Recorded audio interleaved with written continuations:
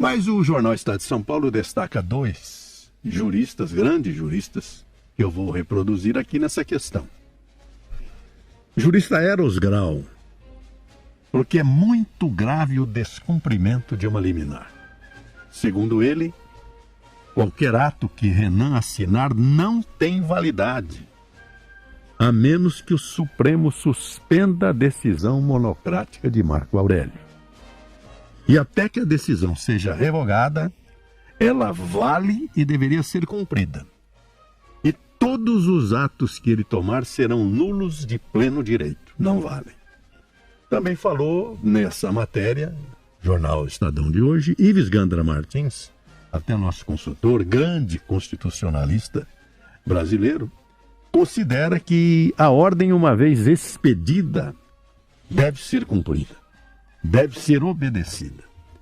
E uma vez descumprida, de acordo com o jurista Ives Gandra, em tese, o ministro Marco Aurélio poderia até decretar a prisão, não só de Renan, mas de todos os membros da mesa diretora do Senado, ainda que a Constituição, ressalva Ives Gandra, garanta ao Congresso a prerrogativa de zelar por sua competência normativa, o que, no entanto, geraria uma crise institucional sem precedentes. O ministro do STF, Gilmar Mendes, fez duras críticas ao colega de corte Marco Aurélio Mello, que decidiu afastar Renan Calheiros da presidência do Senado. Mendes respondeu ao blog do Moreno, no site do jornal o Globo, que é um caso de reconhecimento de inimputabilidade ou de impeachment de Mello. Ao ser informado sobre as críticas, Marco Aurélio disse, abre aspas, eu não posso acreditar sem comentários, fecha aspas. A decisão liminar que determinou o afastamento de Renan levou a presidente do Supremo Tribunal Federal, ministra Carmen Lúcia, a se reunir com ministros e políticos no começo da tarde de hoje. Estiveram no gabinete dela os ministros Teori Zavascki, Dias Toffoli, Luiz Fux e também Luiz Roberto Barroso. O encontro ainda teve a participação do vice-presidente do Senado, Jorge Viana, do PT, que assumiria o posto de Renan. Nesses encontros foram apresentadas alternativas para a situação de Renan. No julgamento de amanhã, Gilmar Mendes não deve participar porque vai estar fora do Brasil. Barroso se declarou impedido de julgar o caso. E agora vamos ao comentário de política com o José Neumann Pinto.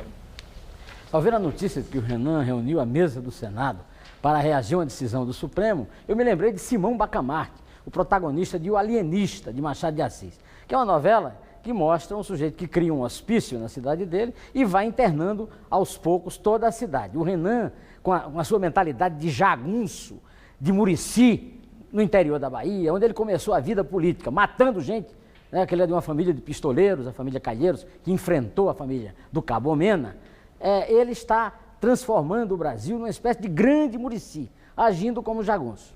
Veja bem, nesse episódio, ninguém agiu corretamente. O Renan foi defenestrado pelas ruas, comprou briga com a sociedade e ficou. Tinha que ter renunciado na segunda-feira, antes da liminar do Marco Aurélio. Marco Aurélio deu uma liminar quando podia ter consultado o plenário, mas deu a liminar. Eu aprendi, desde o primário, no grupo escolar Juvelina Gomes, em Uraúna, que a palavra do juiz é definitiva.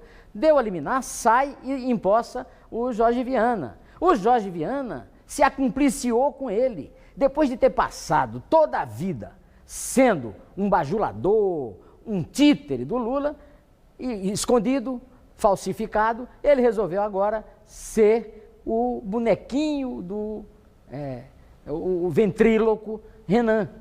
Da mesma forma, todos os membros da mesa, nenhum se comportou à altura de um cargo de senador, comprando uma briga de valentão de bar. É o valentão de bar de Murici contra o valentão de bar do Leblon. Todos se comportam como anões cívicos, todos. Eu, inclusive, lamento muito a atitude de Carmen Lúcia, que tem se mostrado sempre tão lúcida, e que, primeiro, tinha que ter mandado prender o Renan, porque o Renan cometeu um gesto suicida, né, de desobediência cívica.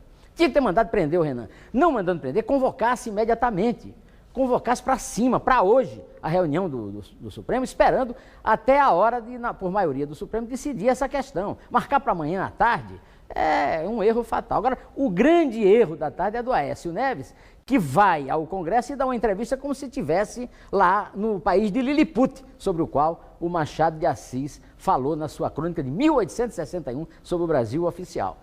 Todo mundo anão, problemas grandes demais para eles.